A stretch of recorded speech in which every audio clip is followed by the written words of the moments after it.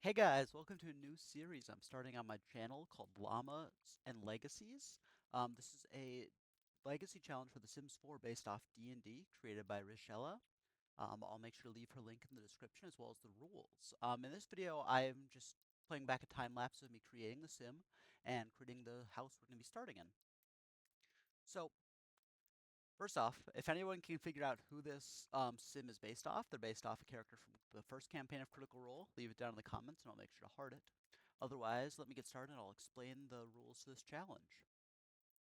Each generation is based on a D&D 5e class and has two paths to choose from referred to as subclasses. So for example, bards can choose from artist or musician. You'll select one of the subclasses to play per generation, and there's no wrong decision. Go with whatever feels most fun or makes the most sense for the story you're trying to tell. Each subclass has flavor text along with a set of stats, the aspiration, traits, likes, and dislikes that you'll assign to the sim based on which subclass you choose. There's also a career and a set of skills you must level up to the listed requirement in order to be counted as complete. If there is no requirement listed, then you're free to level as high as you choose. There are also two quests per subclass that you must complete. These quests are meant to take some time and may even carry over to the next generation. You're allowed to move on when your next generation is ready, usually teen or young adult, as long as you are still working towards the previous generation's quests. So to start off in Create a Sim, which you'll see after I finish all the outfits, I'm having a bit of fun here choosing the swimwear. Um, I'll go into the likes and dislikes, and for the Bard, which is the first class we're doing the College of Vocal subclass. I choose the Aspiration Musical Genius, the traits Music Lover, Party Animal, and Dance Machine. I like egotistical Sims, funny Sims, and spirited Sims, and I dislike ambitionless Sims, homebody Sims, and pessimistic Sims. I guess I shouldn't say me. As you'll see soon, our character's name is Archibald, and our two quests are we want to become a 5-star celebrity and place a tile on the Starlight Boulevard so you'll be remembered forever. And we want to create a lounge or bar in the family name to be a place of gatherings and festivities for generation to come. Now to hop back to the gameplay for a minute, you can see we're choosing what world to go in. I thought about starting in Del Sol Valley, but based on the character that Archibald is based off, I thought that the world from the Lovestruck expansion would work a little better. So here what I'm doing is each sim has three skills that I can choose for them to be better with and one reward trait they start out with. So I did roll these physically, but I didn't get it in great quality, so I will in the future probably roll online and record it. But we ended up rolling a 12, which means we got Speed Reader. We also chose three skills. I chose Charisma, which we got a 1 for, so that didn't really do anything. I chose Violin skill, which we got a 4 for, and I chose Dancing, which I rolled a 2 for. So we rolled 1d4, which is a 4-sided dice, to determine what skills I had to start those out with. Also, every Thursday, there's going to be a roll the dice where I'm going to roll the dice, and there is 20 different things that can happen from losing half our simoleons, having a toilet on my head for 24 hours, or just getting 50,000 simoleons. All depends on what the dice chooses. Those are most of the rules for the challenge. I'll make sure to leave the link to the challenge rules in the description, as well as Rishella's link. Please go check her out. Right now you can see while I'm building this, I'm trying to, it took me a little bit to kind of find the matching color that I wanted. The dark brown actually is the stilts, because you can't really see their stilts, but they kind of blend in. I do find a better color for the stairs, I think, near the end of this, but I'm also not great at roofing in The Sims, so as you can see, I spend quite a bit of time trying to make this work. I eventually find something that does work, but I saw this challenge yesterday, and I thought, you know what? I love The Sims, I love D&D, and I've been looking for a legacy challenge to do recently.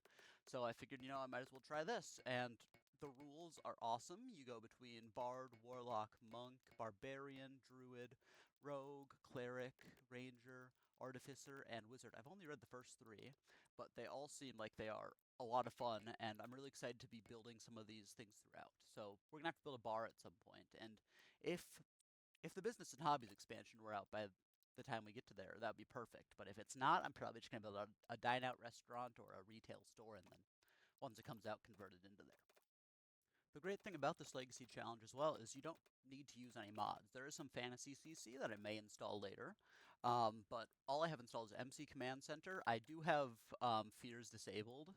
I have a mod to disable fears because I absolutely despise fears in this game. It feels like every sim has 5 all at the same time. They're just popping up left and right. So I don't have those. And I believe 17, yeah, it allows you to delete one fear. I might change that. I'm not quite sure what I'll change it to yet, but hopefully I'll have that figured out by next episode. In here right now, you can see I'm trying to find a good spot for the stairs to go. because I also want to have a bathroom back there, and it doesn't look the best. I do eventually slot a plant into that little opening, but this is just a starter house. Hopefully, it'll be. I tried to kind of make like a little mini mansion because I feel like this character is very egotistical and thinks that they deserve the best, which is kind of what the character is based off, but no spoilers.